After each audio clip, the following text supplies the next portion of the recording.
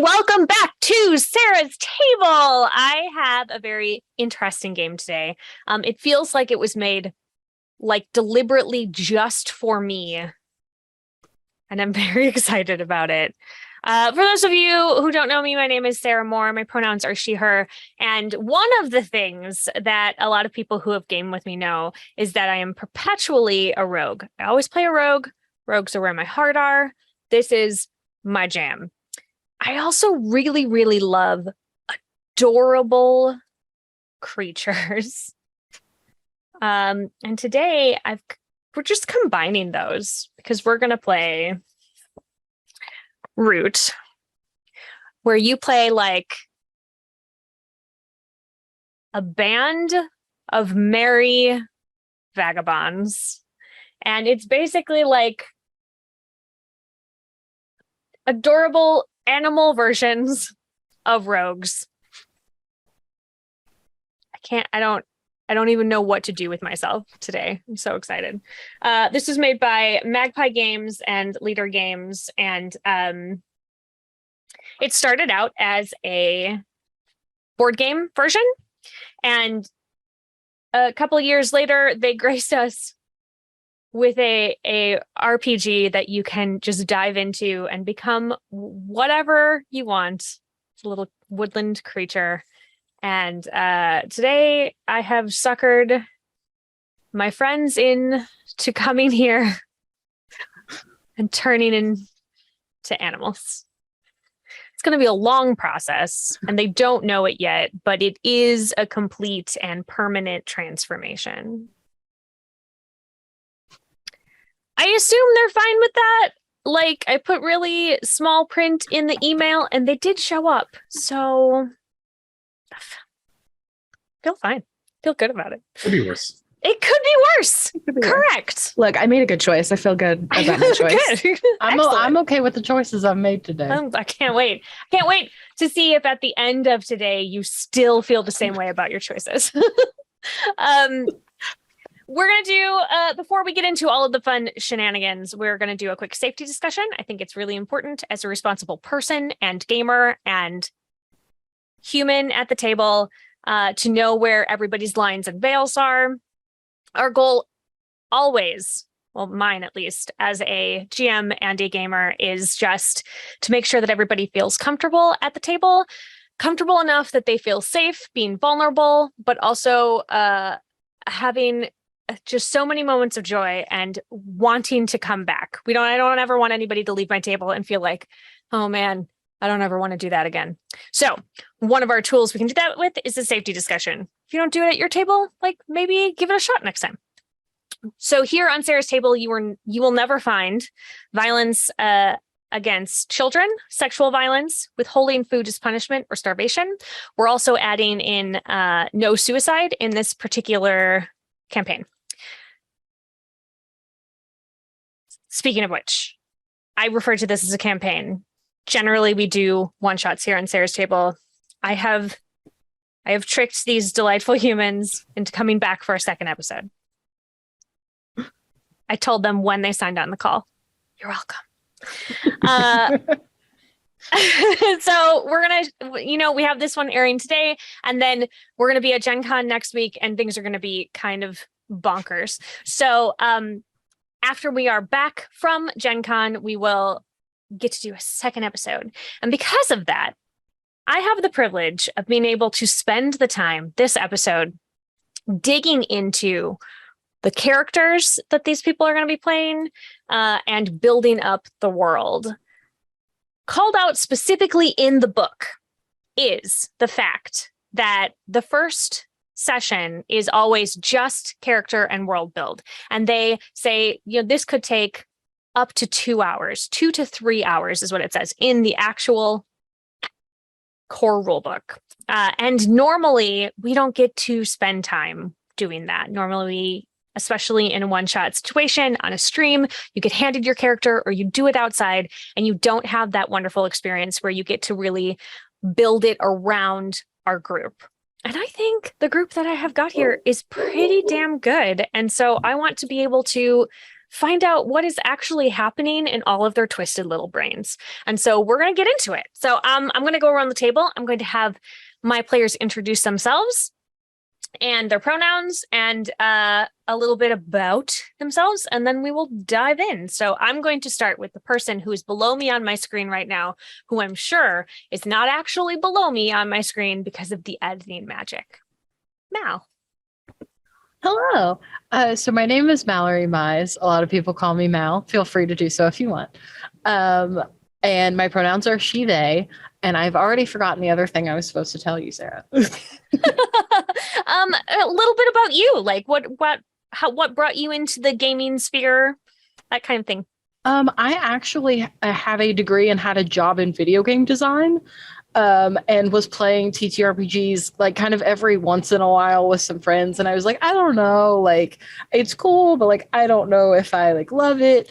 And then I met Kiley Eberhard, who was also in this call. And I became a normal player at their gaming table. Her and all of the theater people that she had as friends. And I was also a theater person. And so I was like, oh my gosh, playing with theater people is so different. I love this now. And now I play multiple times a week, every week, live on the internet. Nice. There's a large crossover between theater folk and D&D folk. Like there's a lot. Yeah. It's a lot. Yeah. Cool. I'm going to scoot over to Kiley. Hi, my name is Kiley Eberhard. I have kind of what Mal said. I spent a while just playing, pronouns are she, her. I spent a while just playing with a group of friends, not the same group. We haven't kept it up that long. We're going on 2 years now, but spent a while in college playing with friends and playing with different groups of friends and different groups of friends, which snowballed into, hey, I could do this. So we decided to start a channel on Twitch and stream our games online. And it's been fun. Excellent. And then scooting over to Corey. Snappy wrap up. Hello, I am Corey Boschet, pronouns he, him.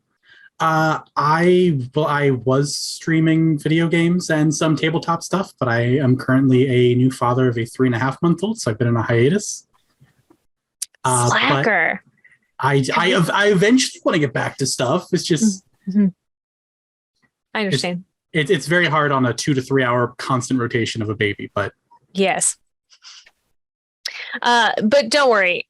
She's adorable and just like all cheeks, and maybe if she comes back from her walk with her mother, maybe we will float her by the screen later. I'll try to steal her if I get a chance. Fingers crossed. So just wondering for y'all who are in this call, has anybody played Root before, and or what do you know about the system? I have got cute animals. Root before. It does have cute animals. It runs Mal. What's the game system? Like Powered by the Apocalypse. Thank you. I knew it was something Powered by the Apocalypse. There is Thirsty Sword Lesbians. One of my favorites. It's so good. We've played that, so I have a little knowledge into the system, but not Root specifically. Played other games from Magpie, but I have not played Root before. But I'm very excited to be a small woodland creature. Who wouldn't be? Let's be real. I woke up and realized I could be a raccoon, and there was no going back. I know. Telling you.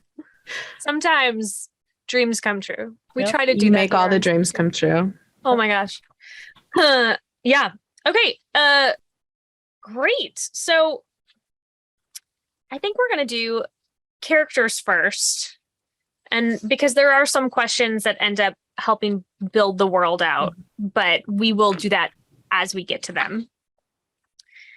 So the first thing we have to do is pick our playbook, and I know that that there was a few people who already called dibs on some playbooks.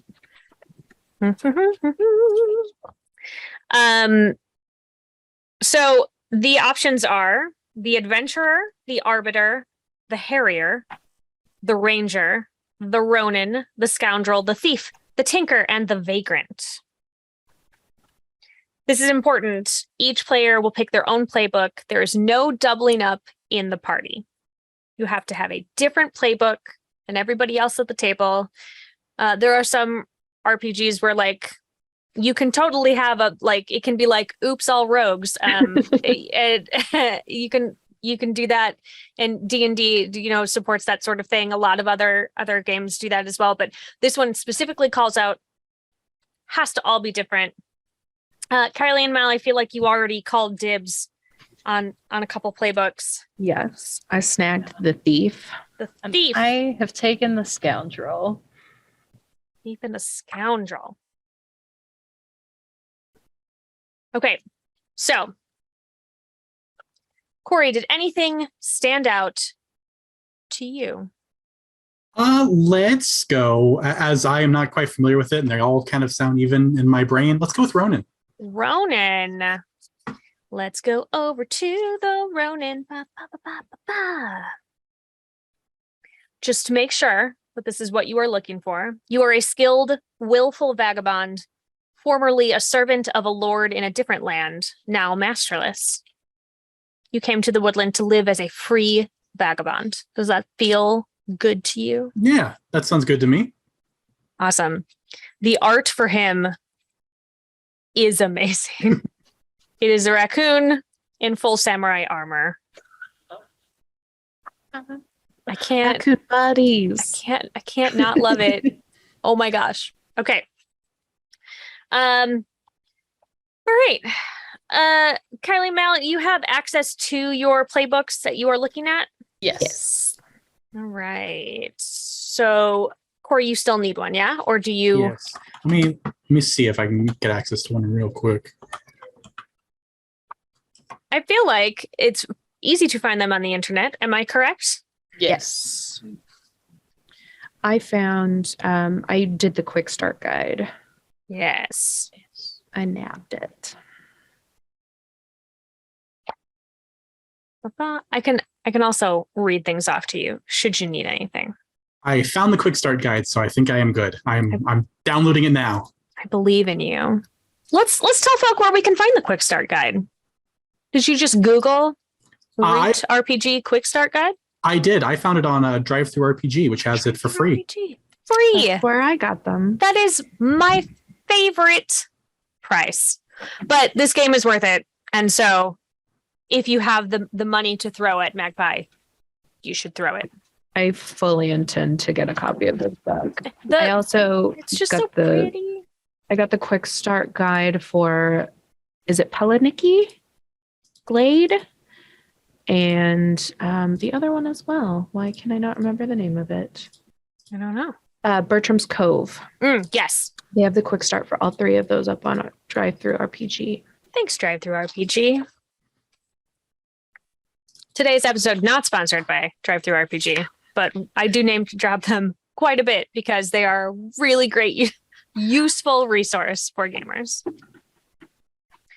Okay, so we have our three archetypes. We have our three playbooks, and interestingly enough, the first thing that they call out for you to do is your name, which I find is usually the last thing for me, is I usually do my name last. Well, we're going to go in order of the book.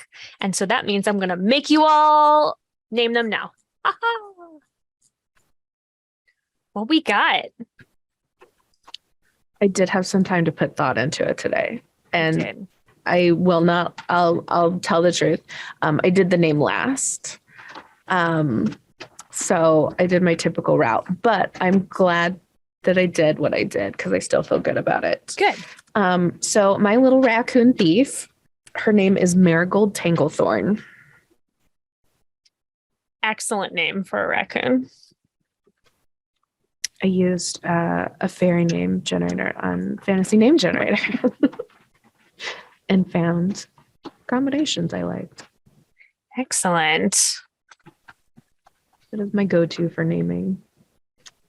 I did my name first. I did do it before the stream started, but I did do the name first before I did anything else.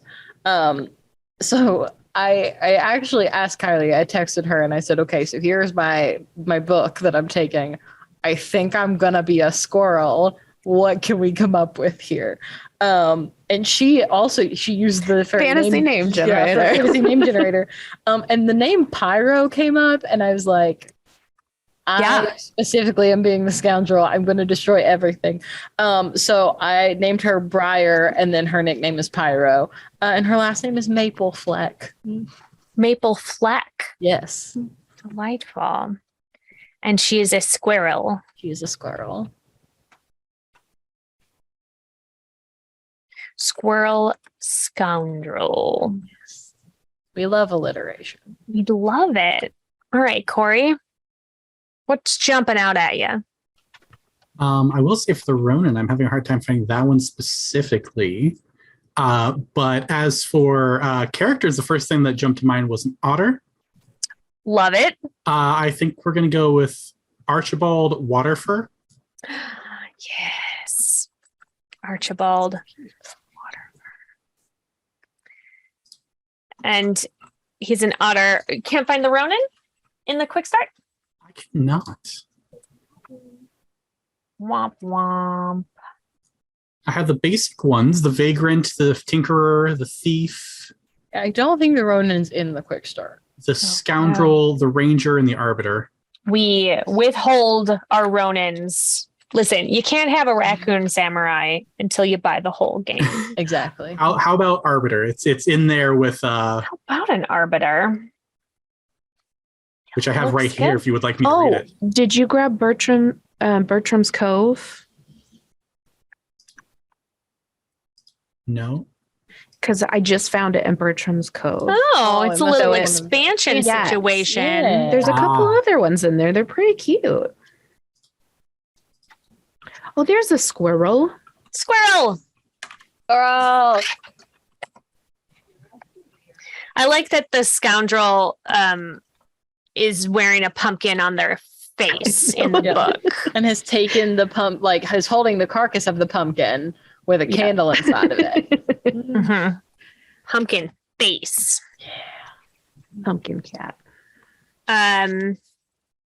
Were you able to get the Ronin, friend, or are we shifting you? I am opening the file right now. Ba ba ba do. It is on page 27.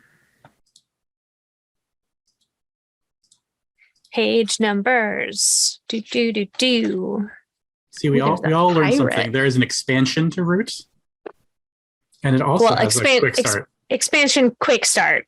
Yes, Yes. yes. All right. Ronin, Otter page- Ronin. Found it. I have the Ronin. Yes. Got it. So proud of you. We did it.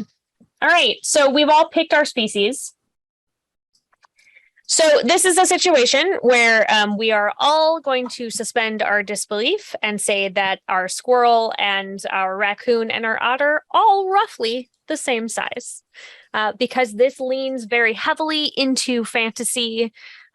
Think closer to like a Redwall situation or something like that, but where everybody's roughly people sized. Also, we're not going to get hung up on like, do birds have hands and how do we walk? And so like everybody is just like, we don't want to get too granular into it. You are a person-sized squirrel, which is objectively terrifying, but adorable. I think. Terrifying but amazing. Terrifying but amazing. All right. We're on our second page of character creation already. We're flying. This is great. Flying. Okay. So, this is one of those things you don't have super special abilities that you would need to roll for. For example, squirrels are really great climbers. Otters are good swimmers. Raccoons are dope in the garbage. If it's something that your animal would be able to do, then you are able to do it. You don't have to necessarily make checks in order to do something like that.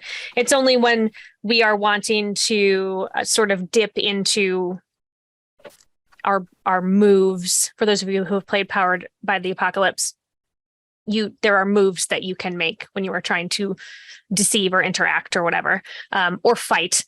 So if it's an innate quality, then you're good with it. All right, now you have a couple of details that we're going to look into. So on your individual playbooks, you have a thing called details. There are 3 bullet points, and you're going to circle at least one option from each of your line. I have the scoundrel open so I can chat with the audience while we are doing this. So one of the things for this is you're choosing your pronoun, he, she, they, or shifting. Because you can choose more than one, you'd circle any that apply. The second bullet point is suspicious, impoverished, flea-bitten, or scarred. And then we've got full face mask, mouse steel, spark lighter, overly large coat, sulfurous pouches. You sound like a very dangerous person. Yes. The first words out of my mouth when Sarah and Kylie and I talked about this morning and I picked that I want to be a squirrel, I said, I really want to make acorn bombs. Those were my first words. Yeah, it's true. He So, absolutely did. During character naming, it was give me a name for this arsonist squirrel. Yes, it was. What should I call my pyromaniac? Just wondering. I laughed so hard when one of the first suggestions, the first name was Pyro, and I was like, oh. I said, you don't need to look anymore. That's it. Never mind. Thank you, name generator. You get me. So I'm going to go around and tell me your details that you have come up with. I'm going to start with Corey. What are your details? Oh gosh, right off the bat. Oh no, I've targeted you. I am not seeing this information on the thing. You don't have it? I can give it to you. All right, go for it. Ronan, your details. So first of all, what are your pronouns? He, she, they, or shifting? For Archibald, we'll stick with he, him. Okay. You have the option to be militaristic, outlandish, simple, or colorful. Let's go militaristic.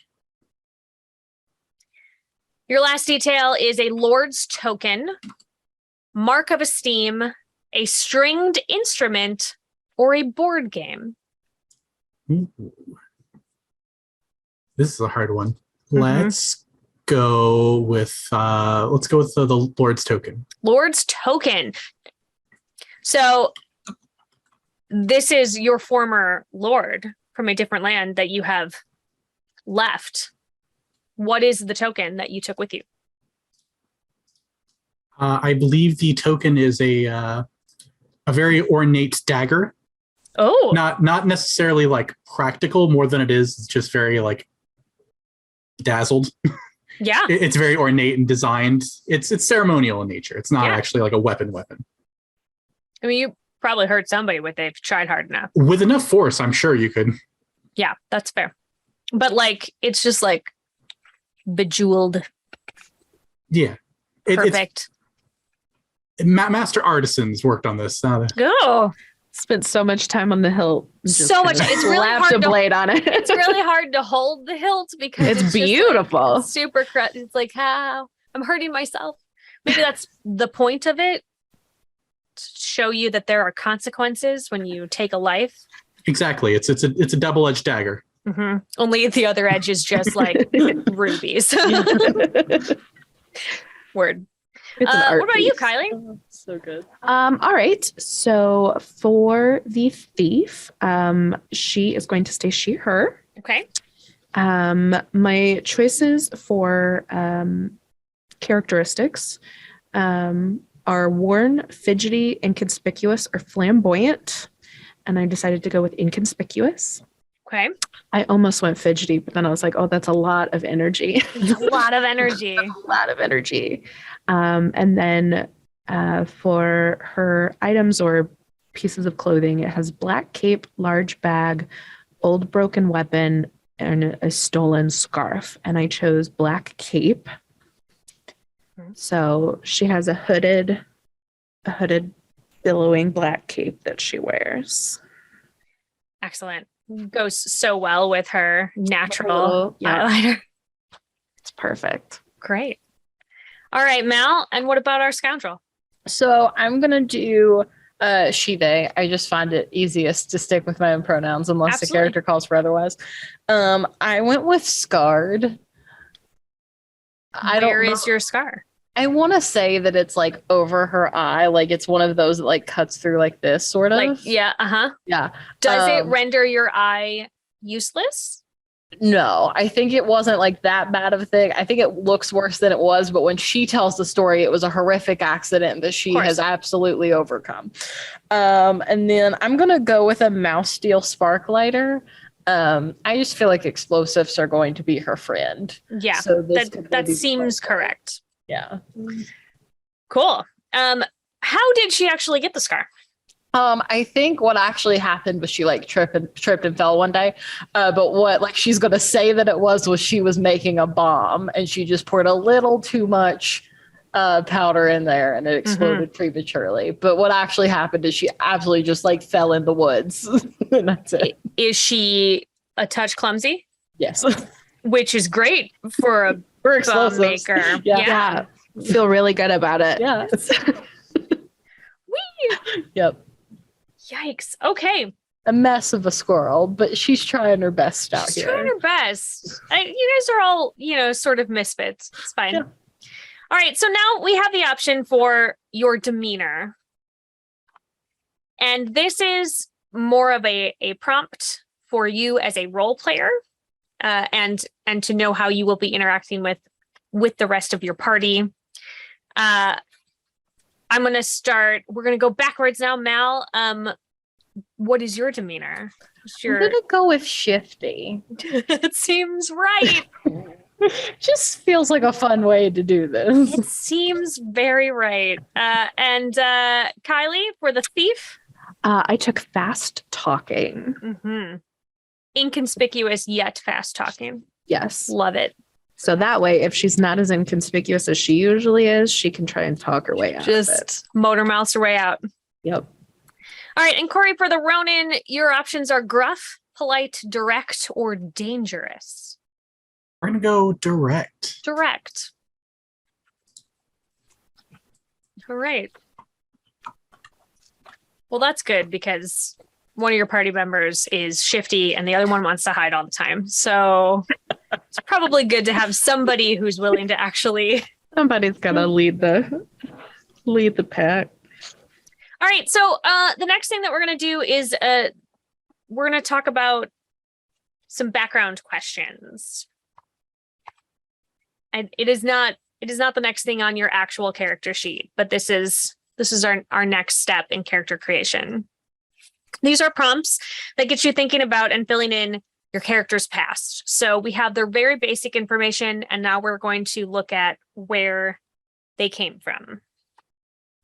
So the first question is, where do you call home? And these are all the same for all of you. So we're able to just look at one of them and we can talk about it. And they do not have to be the same place for all of you. The three of you can come from different places.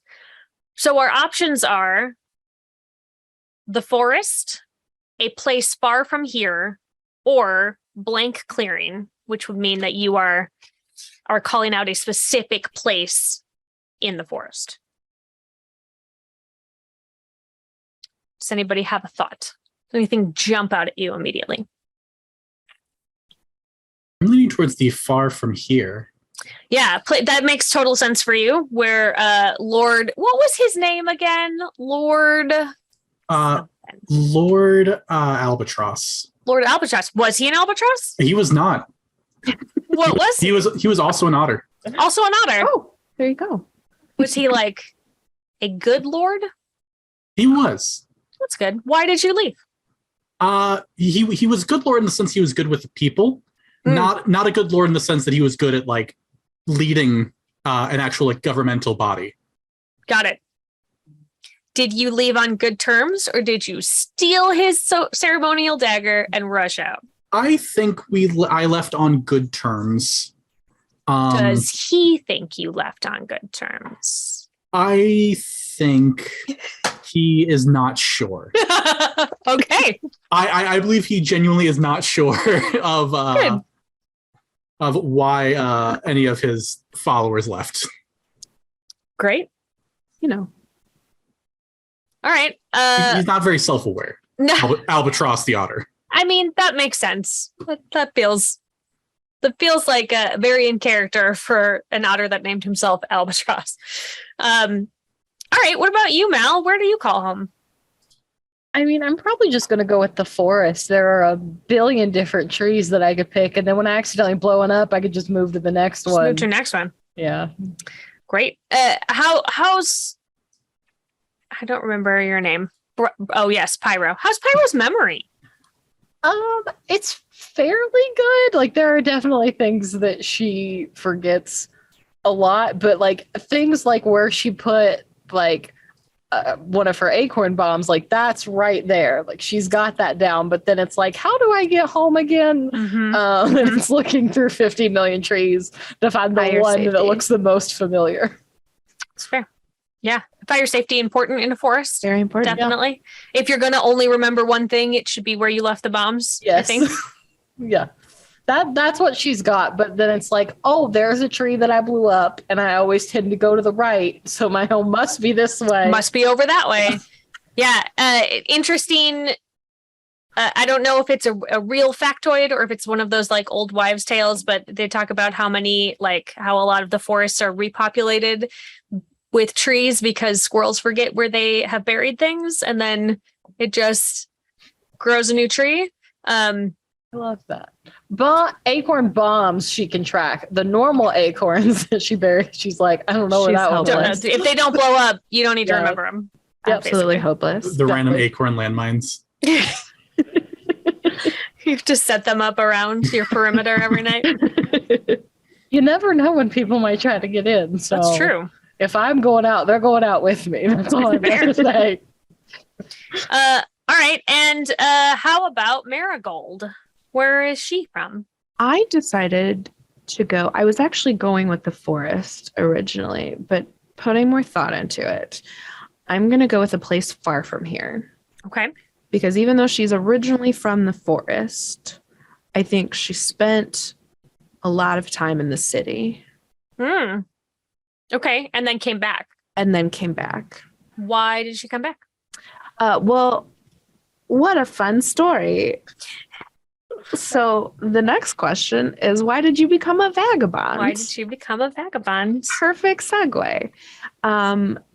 I chose the option. I committed too many crimes. So I think she had a lot of heat on her in she calls it the city. Honestly, it was probably just a very small town, but you know. There. But it felt big to her. It felt big to her being from the forest. So she had a little too much heat on her, got into a few too many scraps, and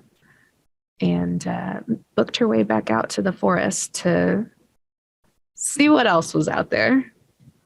Okay. Is there a particular person that you feel that you are trying to get away from, or is it just the situation? Honestly, it makes me think of Parks and Rec. And I am gonna say animal control. Mm-hmm. She's Okay. breaking and entering, getting into things she shouldn't have been in, and she's trying to avoid animal control. So she went back to the forest. That's fair. All right. Archibald, why did you become a vagabond? Do you want to? You have some choices. Are they on your sheet, or do you need them? I don't. Okay. I want to build a masterless life, which, I mean, was sort of in the prompt at the beginning, but you don't have to do it there. I seek a cause to redeem myself. I aim to bring a hunted foe to justice. I am hunted by old foes, or I need freedom to fulfill my master's last wish. Also, good news. I just found the Ronin, so I now have the playbook. Oh, great! I for what it's worth, I got this directly from Magpie Games, who also has a free download. All right, what's up, Magpie Games? Helping us all out. I think I'm going to go with Cause to Redeem Myself. I think we're going to lay on a little bit of personal guilt. Yeah. All right. So was there an incident in your past that you feel like you just like didn't handle right?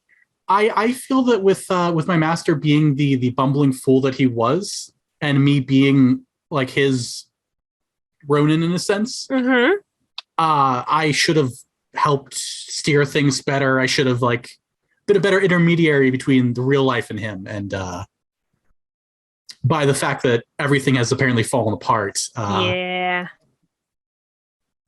it's a bit of personal shame there. That's fair.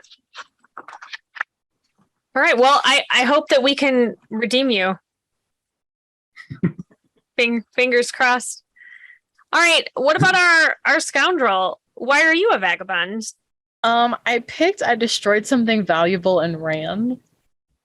Yeah. Mm-hmm. Just feels very in the right. What did you destroy? I want to say that like she didn't fully destroy it, but like she destroyed a lot of it.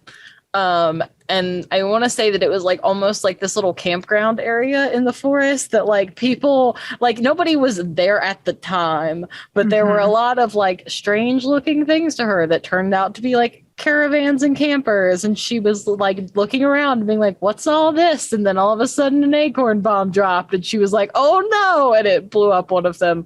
And she just ran. Just blowing up cars. Yeah. She didn't mean to. It was an accident. But then she was sort of like, I shouldn't be around like people. That seems like a bad idea. It's time for me to not be here. Yeah, I'm just going to peace on out. See y'all later. Bye. All right. That's fair.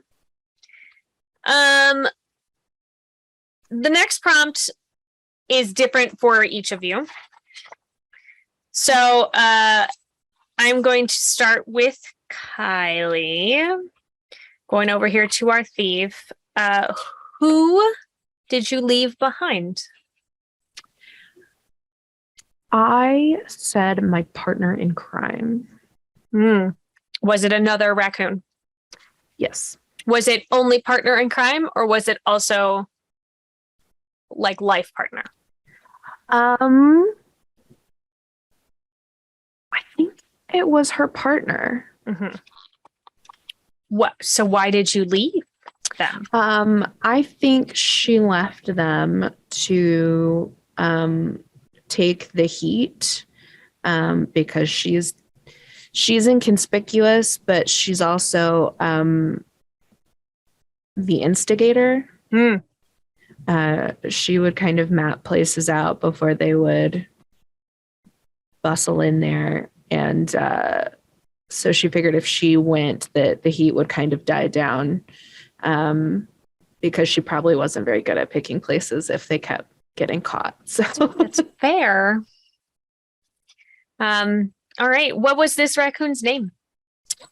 Her name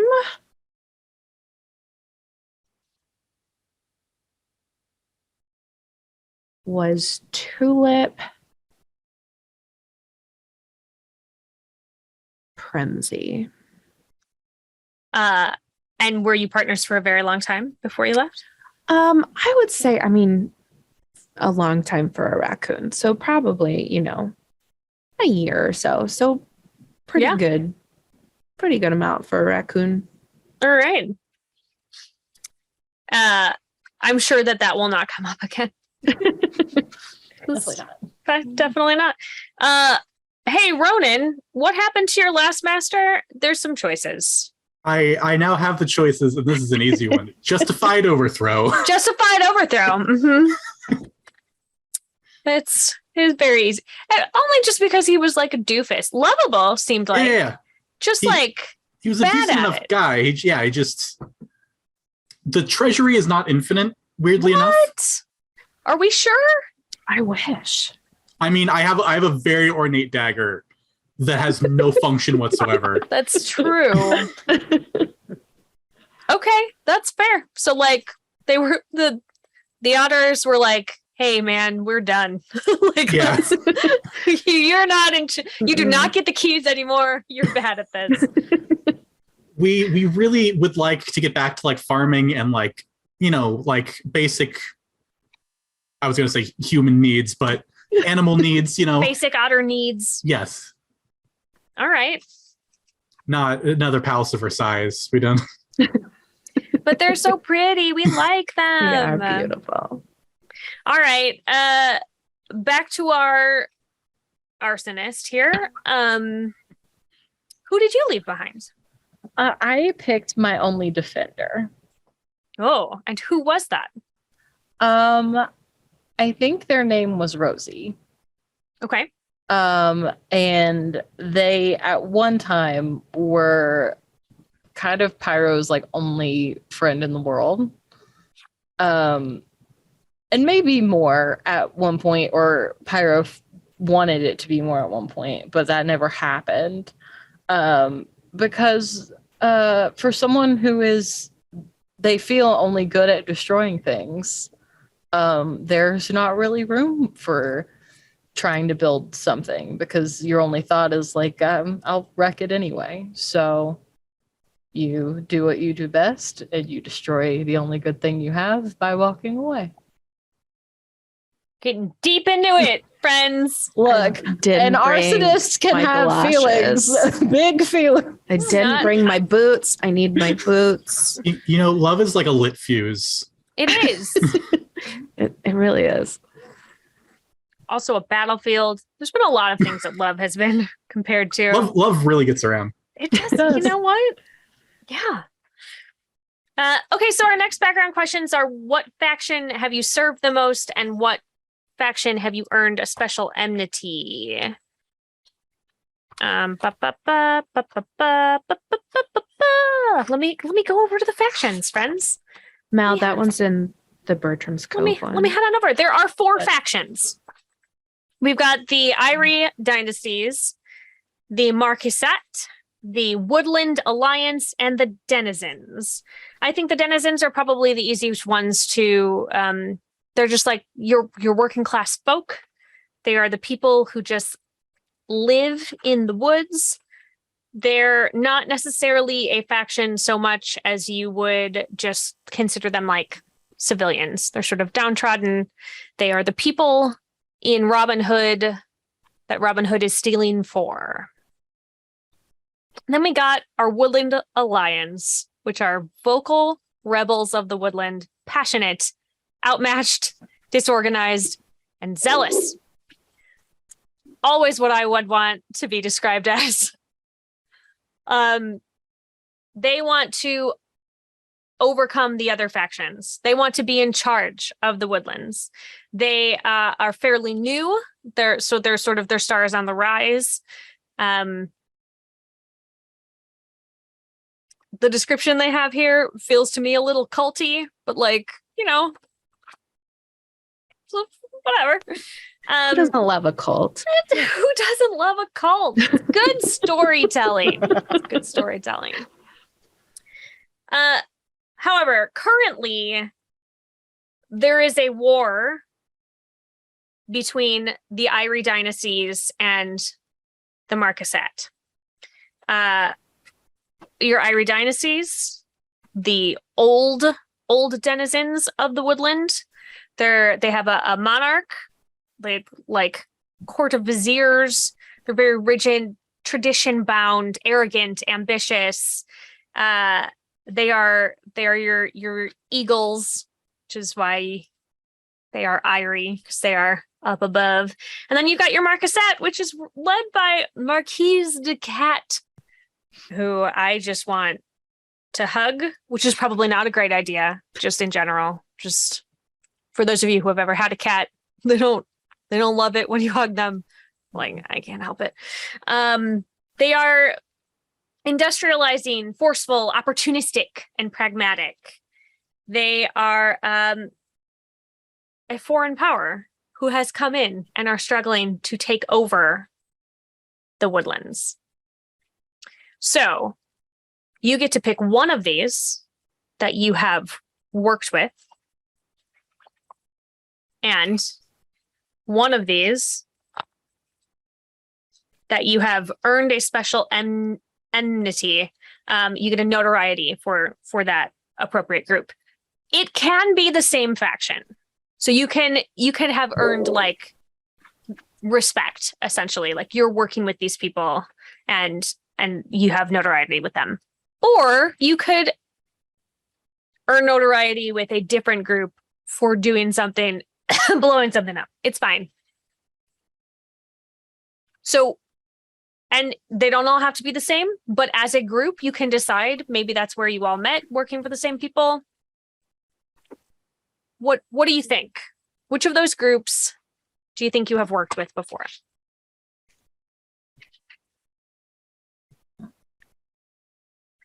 I'm asking the hard questions. We have to commit to something. You have to commit to something. I know you just want to be thieves and blow things up. Yeah. Next, you're going to tell me that our actions have consequences. They do weird. In the book, right here it says. What do you think? I think Marigold started working for the Marquisette. Mm-hmm. Raccoons and cats, sort of very parallel creatures. I mean, it's that idea that like she probably knew some cats who could be their long distance relatives. Sure. Distant cousins, you know? And since they're moving into a foreign territory, it's a territory she knows from when she was younger. So it was an easy job to do. Sure. And I don't think her heart's in it, but it's, she's greedy. So that probably has not put her in very well with the Erie dynasties. Yeah, that seems right. So you're going to get 2 prestige with your Marquisette, and then with the Erie dynasties, you're going to get 1 notoriety. Okay.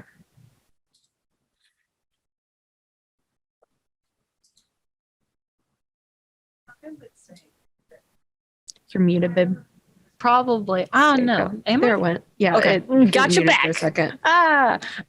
So I figure that Pyro has probably helped the denizens the most, of just being like, the other like working class animals in the forest. And she's always been like, hey, if you need something, let me know. Because, people that blow stuff up a lot don't make friends very easily. And so she's just like, I'll help. I'll do whatever.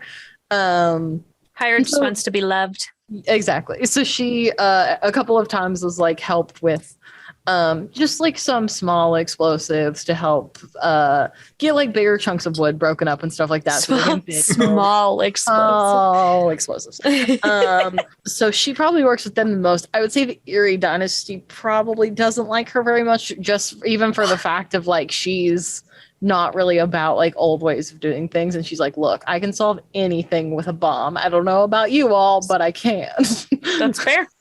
So you get 2 prestige with the denizens, and then 1 notoriety with the Erie dynasties. Ronan? I think I'm going to go with working with the denizens. I think as a sword for hire, I've helped out the more common people. Okay. And based on the descriptions you gave, I think that probably puts me in direct conflict with the Woodland Alliance. Yeah. I feel like the 2 major powers are like more aimed at each other, where like the small little towns are probably being more harried by the not a cult. Right, sure. They're like we're gonna slowly try to eat away at these things before we go at the big one.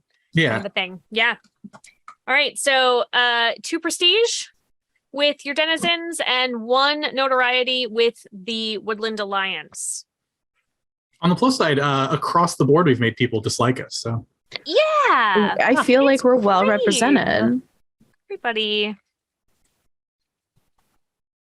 We'll be It's gonna fine. be fine. Everyone loves us. Today, I feel like we just established that that's not true. From my perspective, Okay. And you know what? That's important. All right, now let's head over to our stats. So there are 5 stats in Root, and they are Charm, Cunning, Finesse, Luck, and Might. I feel like they are all pretty self-explanatory. Charm is used in your talking, social interactions. Your cunning is your craftiness and your perceptiveness and your cleverness. Your finesse is literal finesse, manual dexterity, skill with your hands. Your luck is your willpower, survivability, and literal luck. Like, how lucky are you as a person? And might is your pure physical strength. So you get to, you have a starting stat. Each of your playbooks should have starting stats on them. And you get to add +1 to a stat of your choice with a max of +2. Now, here's the deal with these. You start out where one of your stats is a -1. So, because you can add 1, you have the opportunity to push that -1 to a 0, which would mean that you wouldn't be having penalties when you roll. Or you can ignore that and embrace the chaos.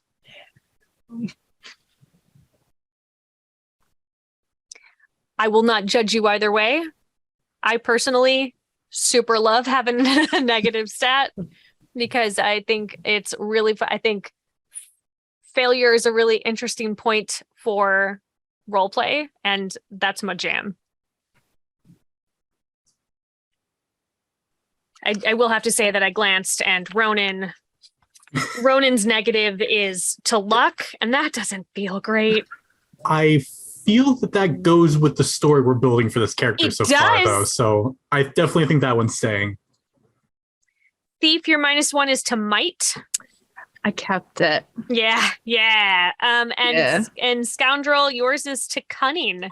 I actually also kept it. Yeah. I always try to zero myself out in games like this, but I was like, you know what? Today is the day of making interesting choices. Let's do it. We So where all did woke you- up and chose chaos. Yeah. Chaos. Where did you add your bonuses, friends? I took mine in finesse. All right. So you were up to +1 and Yeah. oh, are you +2 in finesse or +1 in finesse? +1. Okay. I took mine in cunning, so I bumped that from a 0 to a +1. All right. Cunning is now +1. Ronan, I put mine in finesse, so that's a 0 to a +1. nice. All right. So everybody stayed with only one +2. And then you ended up with 2 +1s, a 0, and a -1. Mhm. Chaos. Ooh, my favorite. All right. So now we have things called your nature and your drives. There are 2 choices for your nature. These are mechanical things that happen, but it's because of a story thing from your past. So I have the Ronin open here. Your options for your nature are survivor or pilgrim. And both of them have to do with your exhaustion track. You're going to be clearing your exhaustion track when you try to flee or cover allies' flight from a dangerous or overwhelming situation if you are a survivor. Or you clear your exhaustion track when you find an expert in a skill you don't possess. If you take damage from fists in this game, it counts towards exhaustion, which I think is hilarious.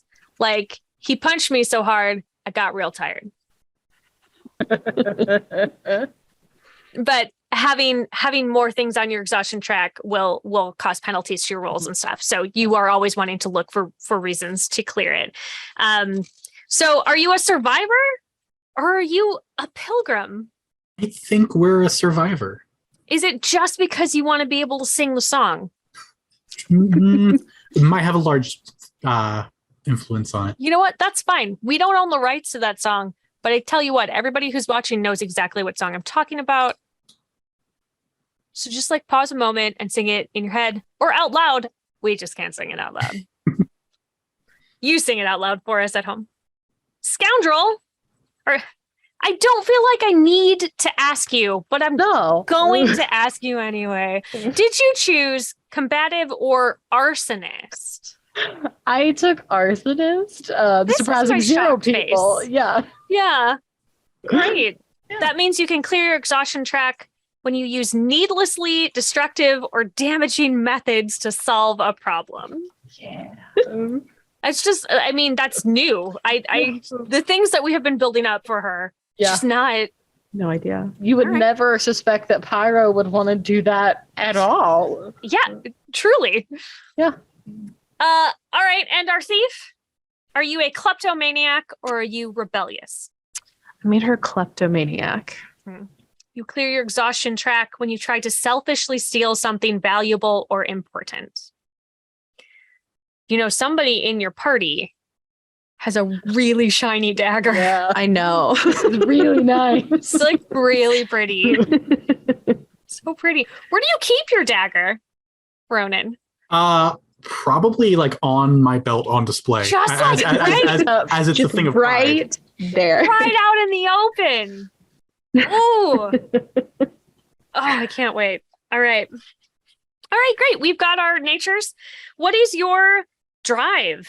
You have 4 options for drives, and you get to pick 2 of them. Since everybody has them, I'm going to let you take a moment, look through it, and then tell me the 2 that you have chosen.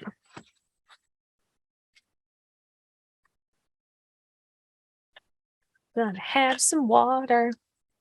All of you at home should take a quick water break. It's been very hot, and you should hydrate. I think I'm going to take chaos and thrills. I love it. What does chaos and thrills do? Tell me. So chaos, you advance when you topple a tyrannical or dangerously overbearing figure or order. Love it. And thrills is you advance when you escape from certain death or incarceration. Yep. Seems very correct.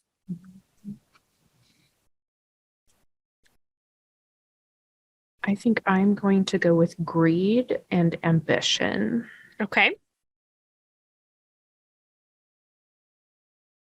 And tell me what they do. Greed, you advance when you secure a serious payday or treasure. Okay. And ambition, you advance whenever your reputation increases with a faction. Ooh, interesting. All right. What about our otter friend? We're going to go with Wanderlust. Advance when you finish a journey to a clearing. Okay. And I think for the second one, we're going to go with Principles. Interesting. Principles allow you to advance when you express or embody your moral principles at great cost to yourself or your allies. Great cost. It might cost you a very shiny dagger. How many ways why would anyone want that dagger away? So many ways. And our next little section is connections. So your connections set up your relationships with the other vagabonds in your band. So most of them have at least heard of each other. You know about each other's reputations because you're all in the same quote unquote profession. But the 3 of you are particularly connected to one another for some reason. So like maybe you've worked together, maybe you ran away together from something. So you are potentially just colleagues, potentially as close as a found family. So there's a few elements. You get a category, a sentence with a blank space, and a mechanical effect. The category is a general notion of how you feel about that vagabond in the connection. The sentence is the description of the actual relationship. And then we'll talk about the mechanical effect of what happens. Now, yours are called out the way that these are on these sheets at this moment. So we're going to use it. I'm going to start with Kiley. You have one person who is a professional relationship and one person who is a friend relationship.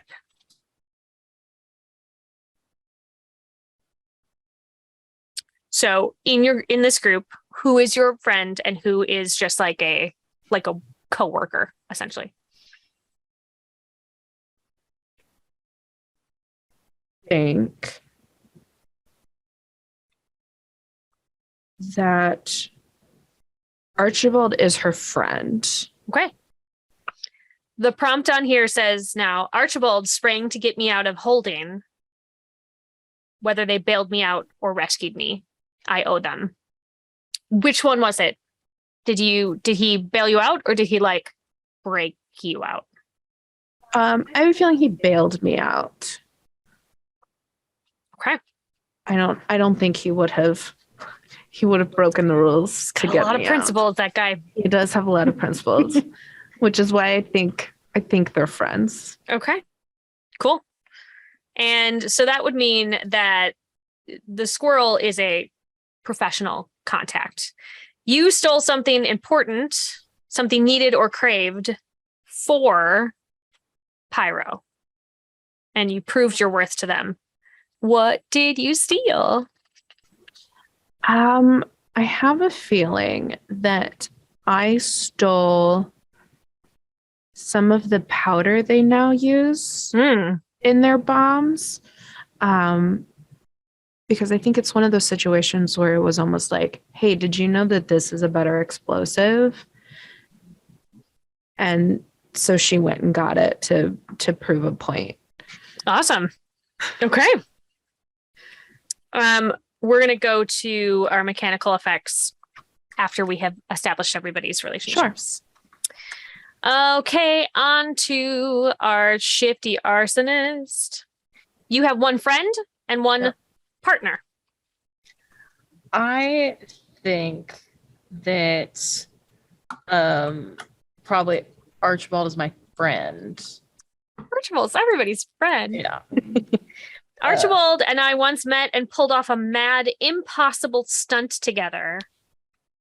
What was it that you did, and why did you do it? I think it probably makes the most sense that it would have been something for the denizens because we both work for them the most. Sure. I also think Pyro considers it like a mad, impossible thing, and Archibald was like, I'm going to let you blow up what you want to blow up as long as we get to the final objective. Sure. And I think it was probably like stealing supplies for the denizens from like another faction and then being like, we're just really low on resources and we don't know what we're going to do. And we were both like, we know what we can do. And so we just went and stole a bunch of stuff and brought it back. And they were like, where'd you get this? And we're like, don't worry about it. So don't ask questions. Yeah. Don't need to know. Yeah. All right. So then your partner is Marigold. Yes. Marigold and I destroyed a faction's resource on behalf of an opposing faction. I think this was like an enemy of my enemy is my friend situation because the Irie dynasty doesn't like either one of us. That's so we true. were like, look, let's just team up, blow up some of their very important like things that they need to be able to do what they want to do. Who really cares what it is at this point? But if it seems important, let's just blow it up. And we'll just both be on our merry ways about it. But so that way I'm helping my people. It sounds like helping Pyro didn't know what it was that she was blowing up. No, it was more like Marigold pointed to something and went, that's important. And Pyro was like, sure it is. And planted a bomb and left. Great. Okay. And who did they think who were you blowing it up in on behalf of? I figure I was trying to help my people and she was trying to help hers, and we weren't really like. So it didn't matter. No, we were like, this is the name of somebody. We were more just like, as long as it's not blamed on us, who cares? Great. Good. It's sabotage, you know? No, that makes sense. Just some good old fashioned sabotage on a Tuesday. No big deal. All right. So Ronan, you've got partner and watcher. I put for partner, I'm going to go with Marigold.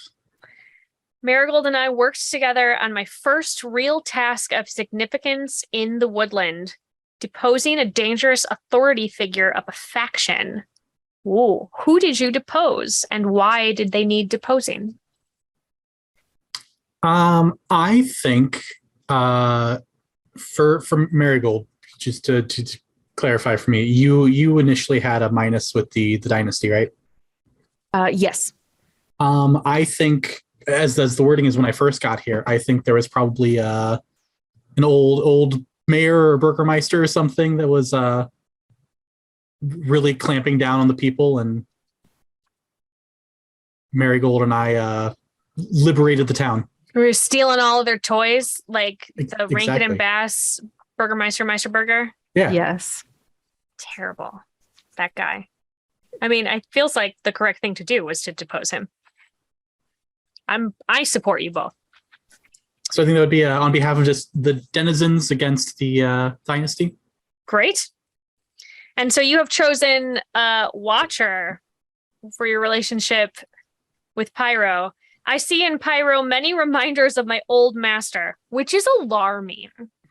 That's a problem. Yeah. I am drawn to them even as I watch them carefully. What is it that reminds me of my old master, and how do they feel about my watchful eyes? I want you to know that when I was trying to decide who to put where, Watcher was the one I decided first. I think with I'll take it. I think with Pyro, it's the well-meaningness of the actions that aren't always thought through. Okay. And I think that is what I vibe with, and I see in my master. Lots of like, I think this is a good idea. Be like, is it? I know you mean well by it. Is it though? Like, it doesn't come from a place of maliciousness, but But I think you're doing it wrong. But good, in a good way.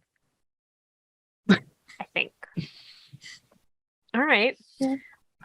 Well, mechanically, my dears. So we have partner. When you are seen together, your prestige and notoriety gains are doubled. So if you have a partner in yours, if you have a friend in yours, when you help them, you can mark 2 exhaustion to give a +2 instead of 1 exhaustion to give a +1. To assist your party members, you have to expend energy. And so you check off things on your exhaustion track. If you have friend as your thing, then that means that you can dig deeper to help them extra. All right. What is it? Professional. Sharing info from reading a tense situation gives a +1 to both of you. Act as though you spend 2 exhaustion when helping, but you only spend 1. That's nice. And then Watcher. When you figure them out, which is a move you can do, you hold 1 even on a miss. When you plead, they clear 2 exhaustion if they go along with you. Those things are all going to make sense when we are actually playing. But we'll just mark them down for now.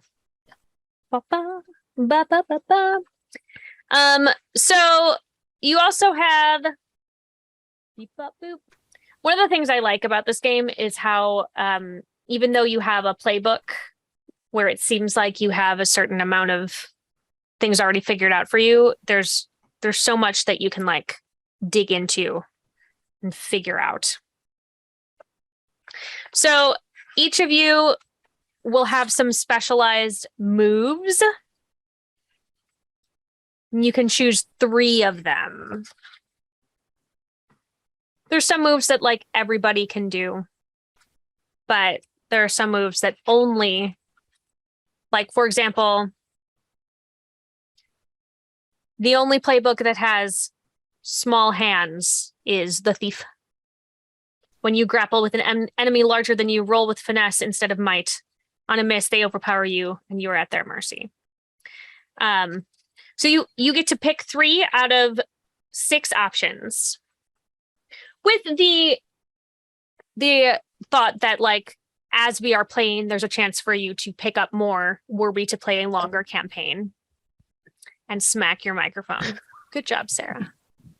You're doing great. We're a level of professional here that you have never seen. So I'm going to have you pick your 3. And actually, we're going to take a quick bio break where everybody at home will figure out what animal they would like to be in this game. And then grab a snack with your tiny raccoon hands. Maybe from the garbage. We're not going to judge. And then come on back and we will see you in a few minutes. Okay, bye.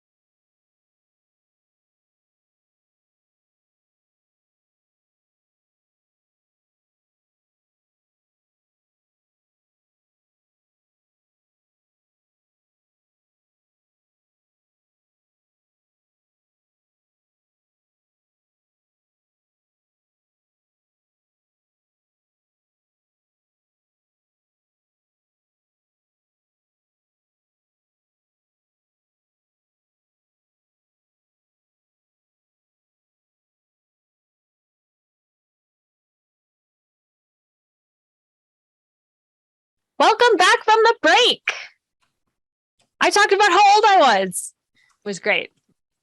Feel good about it. We're going to dive right back in because we need our plucky band of heroes. I choose to believe that they are heroes still. I don't have any evidence yet that tells me they are not. Yet is the important word here. But you get to pick some of your roguish moves. And so you get 3. Have you all thought about what you would like to have as your 3? My thief says choose 4 feats to start. Not in my book. Okay. I have choose 3 in each of mine. So I'm gonna Mine be says mean. choose 4 feats. I will. I'm gonna be mean and say you can only choose 3. Oh no. Pick the one you like the least. Yeah. Well, look, it was hard picking 4? 4. You wanted all of them? I mean, they're all pretty cool. I understand.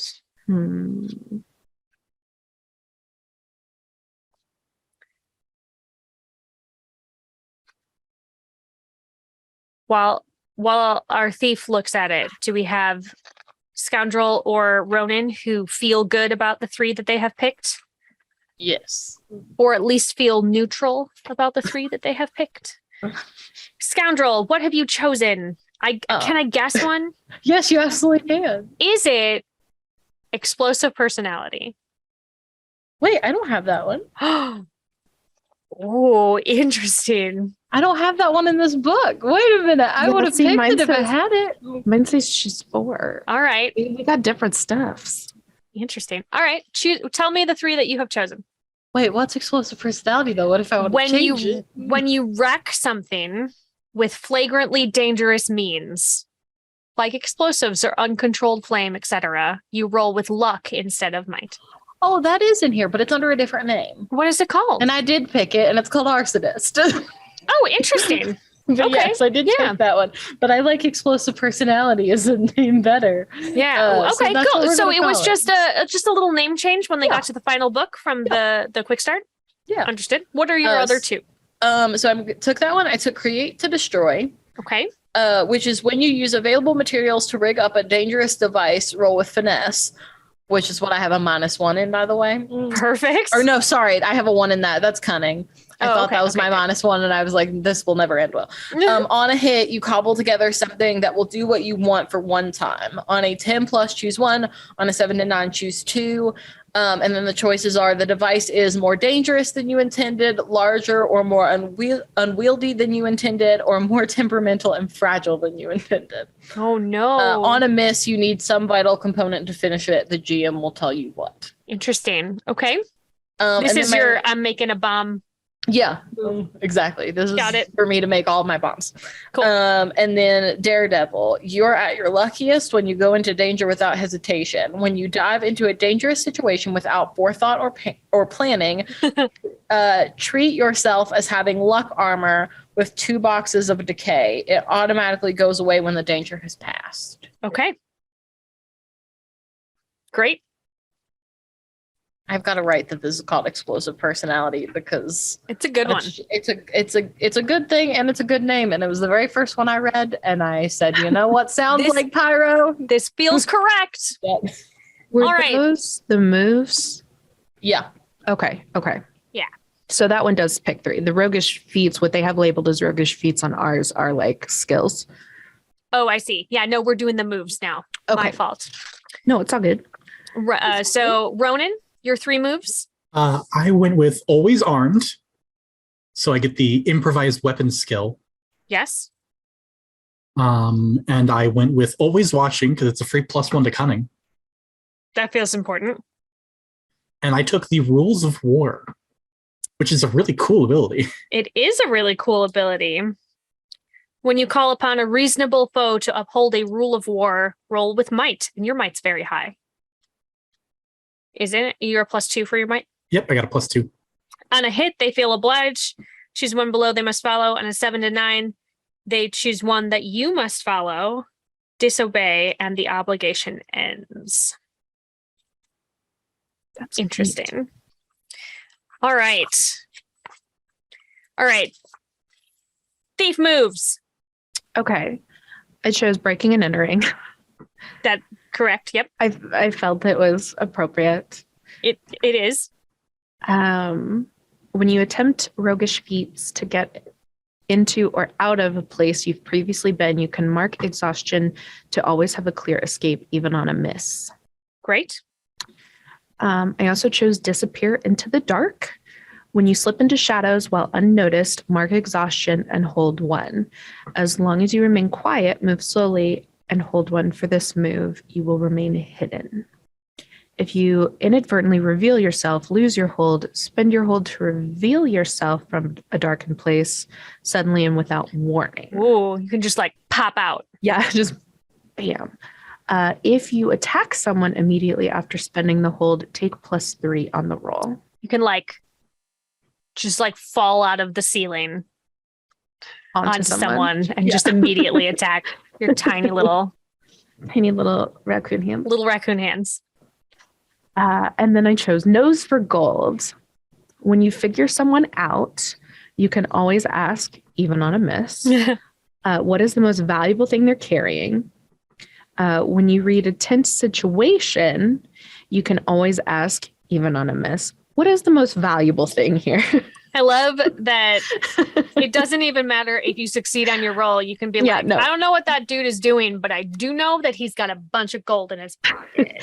They're really angry and yelling at each other, but like, what's the most expensive thing here? Sure, but like, how much is this candelabra worth? Just This- out of, This painting, do we know anything about it? is it an That- original? Not asking for any particular reason. Just, as Just she's wondering. just rolling it up and shoving it in a pot. No? Okay, we're just, we'll figure it out. Just an art person. Like that's all. Definitely not for the money. It's gonna Never. be great because I will throw that question whenever I can. I'll be in the middle of a battle. Hey, this statue. Everybody cool if I'm just gonna. Do we feel good about this? I'm just gonna take it.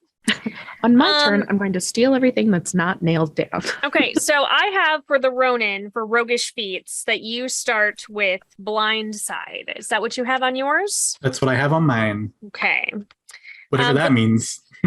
We will go to it. It is hold on, I will look it up in just a moment. I believe that they are all on the same page. Ba-ba-ba. I have for the scoundrel that you start with acrobatics, sneak, and hide. Is that what is on yours as well? I think I'm blind. I don't see this at all. I know what you're looking at. Okay, so It says roguish feats down. it's right next to drives to the right. And then you have to scroll down to the pages that explain them. Yeah, we will get to that. What I did just you wanted say you they to- were again? Mark down, you have acrobatics, sneak, and hide. Cool. And then for our thief, you get to choose any 4 roguish feats to start. I chose pickpocket, Yep. sneak, picklock, and sleight of hand. Perfect. I don't know what page it is on in the quick start guide, but in the main book, it is on page 69. Nice. It is on page 4 of the quick start on mine. Less nice. We'll come back to it though. I will make sure that you all know how that works since we are not diving into gameplay today. We'll just make sure that we are all aware of what's happening here. All right. Ba-ba-ba-ba-ba-ba. Weapon skills. That's next. It's not a song, but maybe it should be. I think it'd be a great song. Yeah. I agree. Agreed. Put that out there. I just feel like, all right, so I'm looking at your stuff. We get to choose one whippin. There's no whips. One weapon skill to start. So you each have 4 options.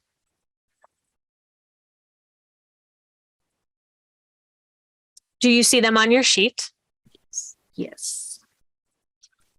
So, Ronan, your options are Cleave, Harry, Storm a Group, or Vicious Strike. I know we're not talking about like mechanically what each of them do at this moment, but I'm going to have you choose with your gut. I'm going to go Vicious Strike.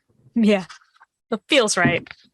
I feel like with the other one, we kind of took like a dueling ability. So like, I think we're going to hone in on that. You're just punching people. Yeah. Making them tired with your fists. Yeah. Because they deserve it. Because they deserve it. Welcome to the animal kingdom, everyone. Scoundrel, would you like Confuse Senses, Improvise, Quick Shot, or Vicious Strike? Read the first 2 again. They're different than what's in my book. Confuse Senses or Improvise? I think I want improvise. Yeah, that feels right. Yeah. That feels right. And Thief, Confuse Senses, Improvise, Parry, or Trick Shot? I'm going to go with Confused Senses. Yeah.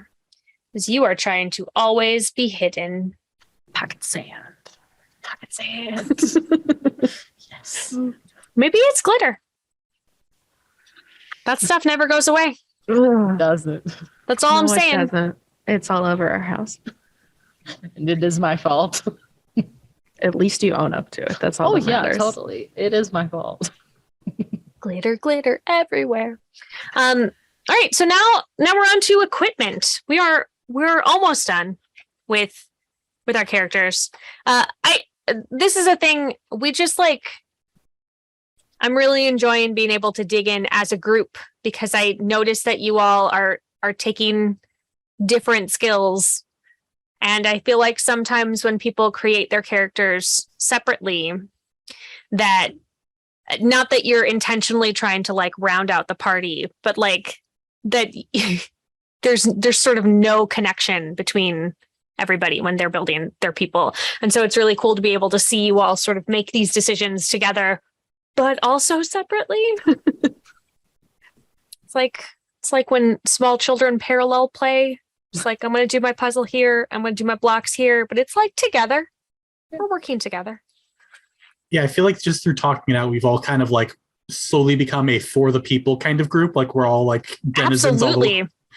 Yeah. I mean, kind of. Yeah. I appreciate that none of you were like, what if we were in the cult though? What if we were... What if we backed up the authoritarian eagles? I'm just saying, what if we... just like hypothetically.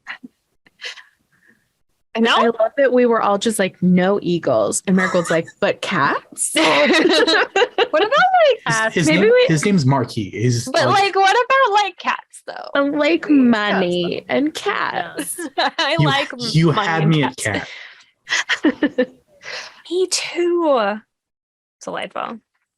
All right. Well, I think that the last thing that we are doing is equipment. Equipment. And you start with different amounts of value of equipment. The thing about equipment in this game is that there's not really like money per se. They have they all have like tags. Okay. It's an abstracted measure of general worth. Every faction uses different coinage, and many clearings rely primarily on the barter system. So value, capital V, is how the game represents currency as a mechanic. Every piece of equipment is worth a certain amount of value based on this simple formula, which I'm going to say is very long, not terribly simple. Go with me. Boxes of wear plus extra range plus special tags plus weapon move tags minus flaw tags. Okay. A sword with 3 boxes of wear, 1 special tag, 1 weapon skill tag, and no flaw tags would have a value of 5. It's simple in the fact that all you're doing is adding everything together and then subtracting a flaw. Seems easy. However, there's a lot to it. I'm going to give you, because I feel like this is going to be like perhaps less fun to watch. Friends at home. Ronan, you start with a value of 11 because maybe you stole more than that dagger from your rich otter friends on the way out. I don't know how you managed that. Steal's a harsh. Liberated from the otters. Pension. Okay, sure. All right, that's fair. This is for a lifetime of service. Thank you. Yeah. All right, Scoundrel, you start with a value of 8, and our thief starts with a value of 6. Because they're poor and they steal everything. It's fine. We're gonna come back to and chat that out between sessions so that we know what you have, and then we'll start next session with introducing the cool weapon, the maybe cool partially broken weapon that you have. Okay. But before we wrap up for the evening, something happens here before you start adventuring. So it's called the Vagabond Band's Daring Exploit. Which sounds like very fancy. The last step in all character creation is one for the entire group to do collectively. Because when you start playing, your group of vagabonds becomes a band. You didn't just come together yesterday. You did a thing. Capitals. You've accomplished some daring exploit together. So we're going to roll a d6 to find the corresponding exploit on the list. Oh, and we need to roll 3 times. So who would like to roll for the exploit? I will roll that one. You said all right, Kylie, give me a d6. All right.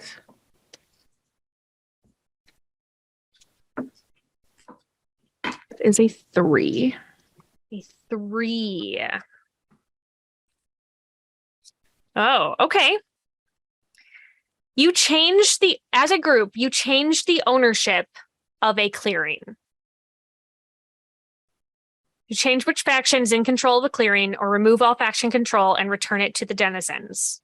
So every vagabond in the group will mark 3 prestige with the faction now in control and 3 notoriety with the faction removed from control. And this is how we will determine which faction you took it from. Corey, roll a d6 for me. We got a 3.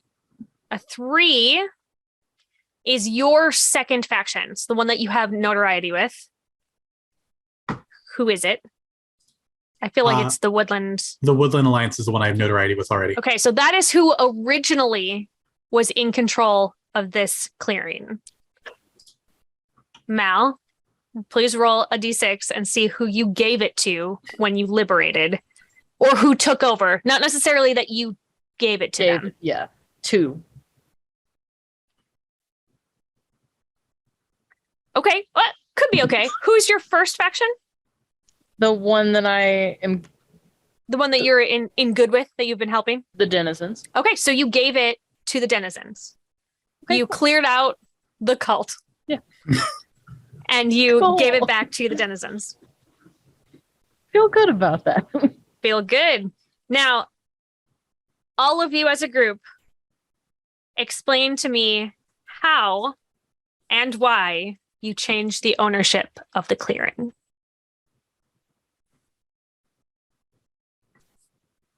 We don't do cults here.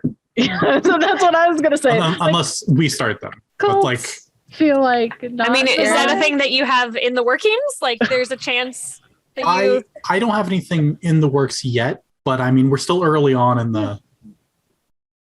That's fair. I mean, like, give me As- 5 years. We'll see what happens. As St. Georgia and oh my goodness, Karen say on Stay Sexy and Don't Get Murdered, you're in a cult, call your dad. Yeah, call your dad. Are you their dad? Probably not. She Is Ronan the dad? probably. Okay. Probably. Yeah. I figured Marigold went into the job knowing that she had to get rid of the Woodland Alliance. Mm. I have a feeling she has a problem like finishing a full job. She kind of gets to the point where she's like, okay, this is what I'm supposed to do, and then doesn't pay attention to the other details. Sure. So like the Marquisat were probably like, hey, we need to get rid of the Woodland Alliance in this area. So she was like, cool, that's what I'm doing. Great. Great. and then- Hired. Go. Doesn't care who takes it after that. She was like, they're gone. Deal. Okay, got them out. Cool. Yep. Interesting. Okay. So we have gone through all of character creation, and it says here now you are ready for adventure. Once you've established your band's exploits, you're ready to play. The whole of the woodland awaits you. Daring adventure, political intrigue, mysterious ruins, and any kind of trouble someone is willing to pay your band to handle. So this is we went through as a group, we did all of the character creation, and the book was correct. It takes approximately 2 hours to really dig in and answer all of your questions. Now, you could definitely just dive right in. You could just like grab a couple of pre-made characters, and I'm sure that you would have just as much fun. But there's something about, as a group, figuring out our little merry band of weirdos that are going to go out and start causing trouble in the woods. And I can't wait. I already have several ideas, and definitely the people you left behind are probably not going to come up at all. No. I'm sure. And everything's going to be really, really smooth sailing and simple. And like, it's probably going to be like, you know, that episode of 24 where he just like took a nap, and it was just a rest for the whole episode. Probably. Yeah. So, something that I like to do on Sarah's Table is called Moments of Gratitude. And I like to go around and just like call out something. And I know we didn't get to do a lot of role play today, but like, what about this process did you like? Or what ideas did another player bring to the table that you are excited to expand on? Anybody?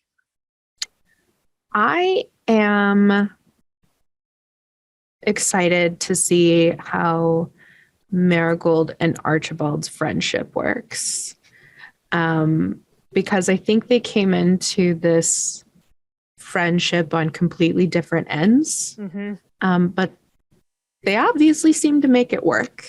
So I'm excited to see how that unfolds. You guys are both weird little dudes, you know? Like, but I can see it.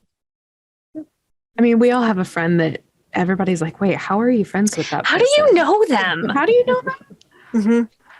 I feel like maybe Archibald is that for a lot of people. How did you guys meet again? Somebody so incredibly principled is just like hanging out with a bunch of thieves. Like, Yeah. Overthrowing regime.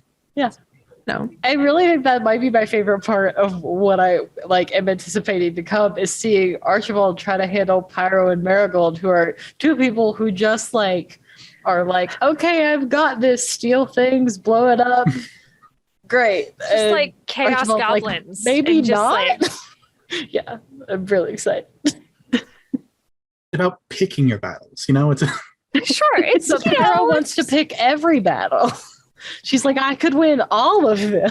I want all the battles. I could have all the battles. That'd be great. What about you, Corey? I think, and you kind of mentioned this earlier about the joy of actually getting do the character creation. It's been really fun.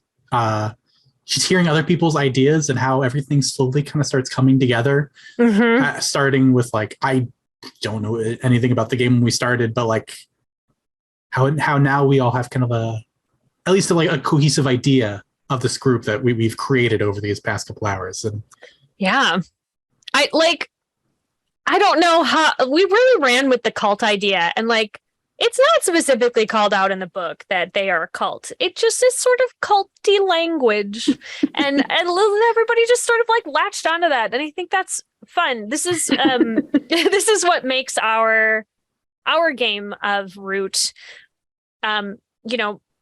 unique from other people's experience. There's a specific note in the text that's yeah, there's a war happening, but if that's not the story that you want to tell, it can be after it's over. You can take these concepts of these people, creatures, animals, folk, people, and you can find what works for all of you. And with that in mind, is there anything from your characters that you would love to have come into play?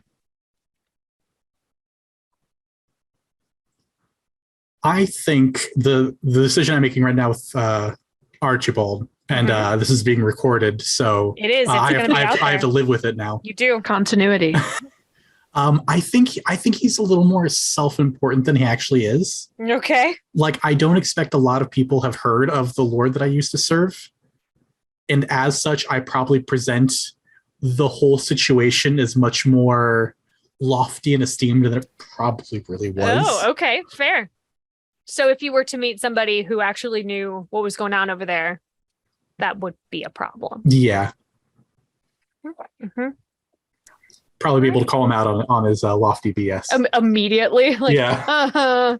I've been there. It is literally underwater and on fire somehow. I don't know how, and yet.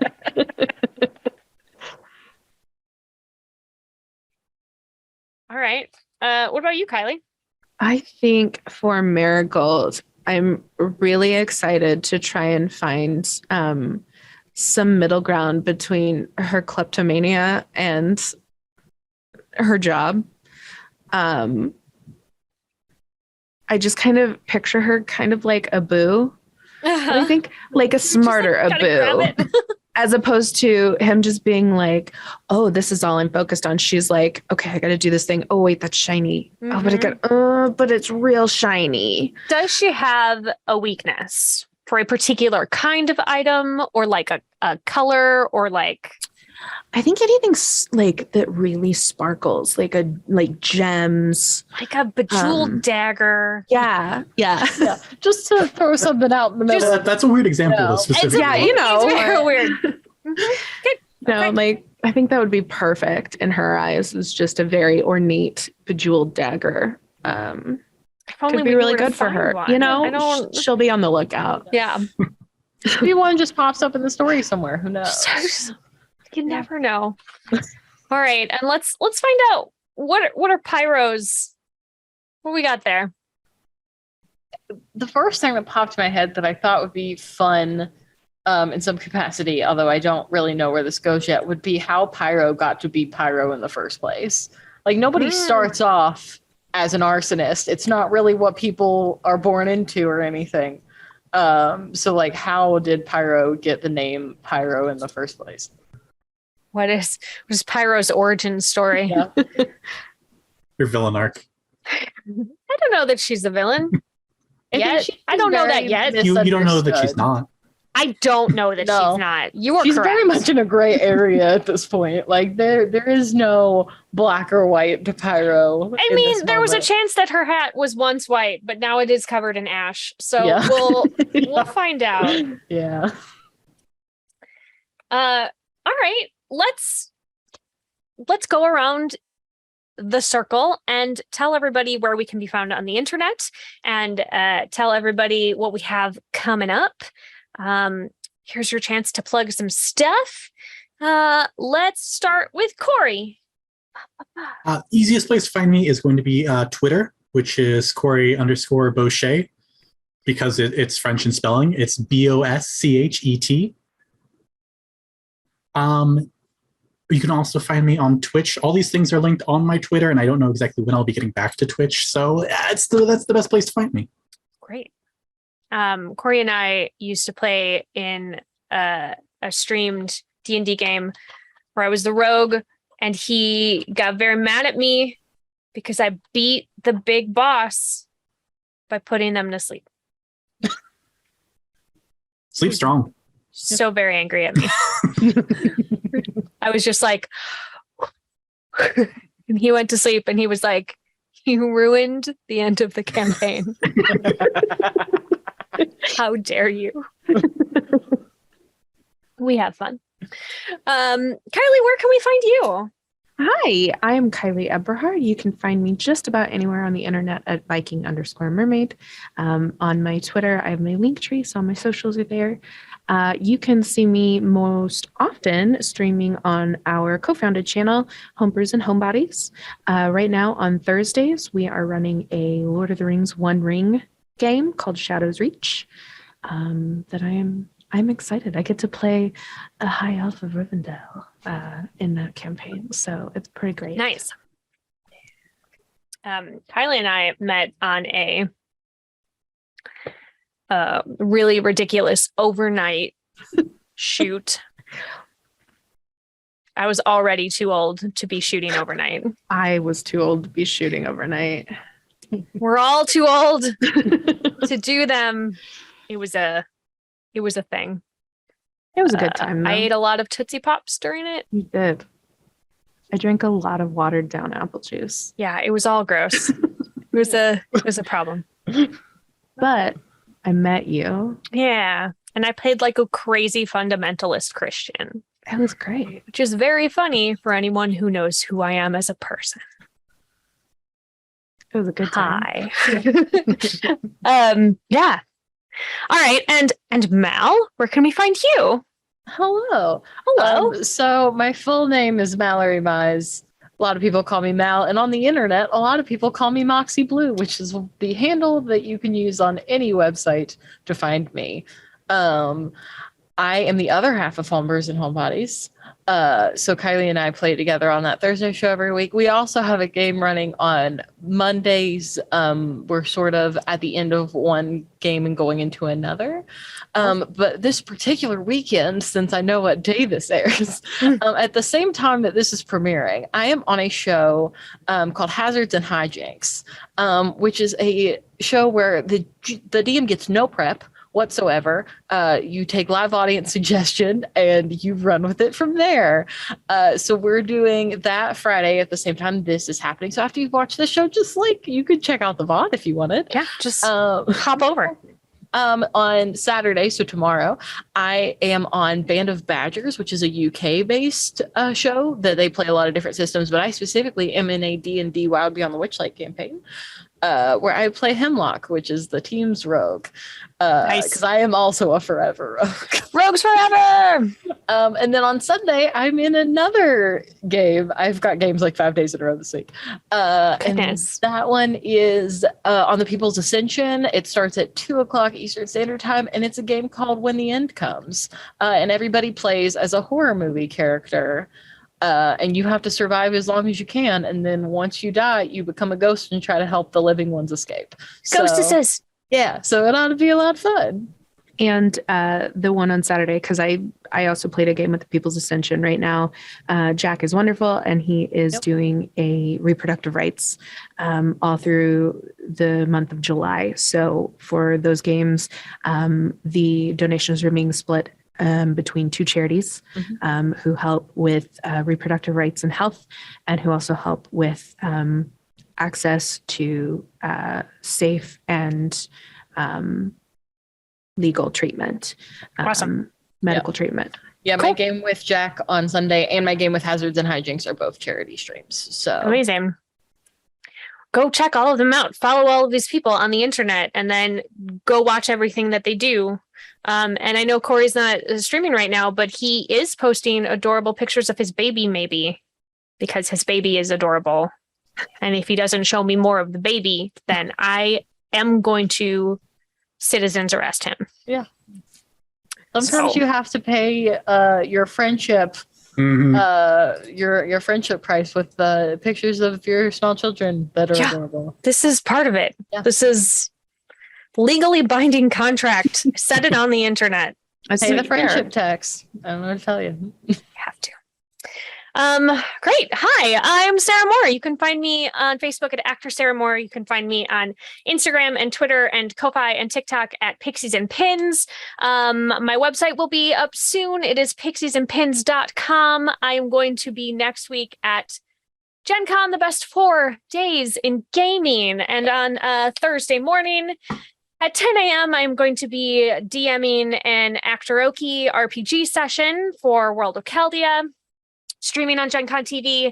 I am also on Thursday night going to be streaming with Perception Studio. So I'm going to be playing D&D with some puppets. And then on Sunday morning at 10 a.m., I'm going to do a very special Sarah's Table live, also with puppets. I don't know what happened this time at this convention. It was like puppets took over. I can't decide if it's a dream or a nightmare, but I'm going to be playing Goat Cratchers, which is a one-page RPG by Grant Howitt, where you get to play a goat and you have to infiltrate a human party and not let them know that you are a goat. That sounds amazing. But with puppets. Need to see that on Sunday. I don't know what's going to happen. Yeah, so come be there. Tickets available. It's at 10 a.m. It's going to stream if you're not at the convention, but if you are at the convention, you can come check it out. And it is only $2 to get in. Hopefully that's not too much. So there's going to be a lot of stuff. I'm also going to be running around the convention like a crazy person because I have a ton happening. I'm also doing a couple of play tests for 2 games that I am on the writing team for, The Vanishing Lands and The Crowned. I don't know that we have any seats left, but if anybody is desperate to get in, we have extra copies, and we would love to share these games with a bunch of people at the convention because they're both rad and we worked really hard on them. So if that appeals to you, if you either want to disappear from this world and appear in another, or you've always wanted to be the god of something small like bubblegum, then you should message me and we can get you hooked up with all of that stuff. Thank you all for being at my table. It has been such a treat. I love getting to play games with people, and I love getting to build things together and tell stories. Thank you to my very patient partner for editing this together and making it look pretty on the screen. Thank you to Gen Con for giving me this platform to continue to spotlight indie games. Thank you to Magpie for sending me Root so that I can live out my fantasy of being a tiny fox that lives in the forest. Thank you all for watching at home. It has been, as always, just like a complete joy to be here.